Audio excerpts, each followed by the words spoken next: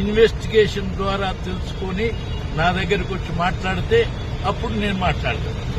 ఒకటి లేదు ఒట్టిన గాలి మాట్లాడుకుంటే ఏం ఉపయోగం? అర్థమైందా లేదా? మీ ఇన్వెస్టిగేషన్ మీడియా ద్వారా మన పాత్రను గురించి మీరేం అర్థం చేసుకున్నారో వచ్చి నన్ను డిబేట్ చేసి, లేదు మీరు అర్థం చేసుకున్న దాన్ని విపులంగా ప్రజలకు చెప్పండి, అప్పుడు అది సరైన కొత్త ఇన్ఛార్జ్ గురించి ఏం చెప్తారు సార్? కొత్త ఇన్ఛార్జ్ సింప్లిసిటీ ఉన్నారు. కొత్త ఇన్ఛార్జ్ నటరాజన్ అయితే ఇది సహజం కదనయా. మీ గాంధీ భవన్ నుంచి ఇంకోళ్ళు మారుతారు, ఇంకోళ్ళు వస్తారు, ఇంకోళ్ళు మారుతారు, వస్తాయి. ఇది ఒక రొటీన్ కోర్స్, ప్రత్యేకత. సార్, యాక్టివ్ పాలిటిక్స్ లో ఇంకా ఎంతకాలం ఉంటారు మీరు? దాని గురించి ఏం చెప్తారు? యాక్టివ్ పాలిటిక్స్ లో లేని, ఓకే, యాక్టివ్ పాలిటిక్స్ లో లేని నేను ఏమైనా సరే ఇన్నాళ్ళు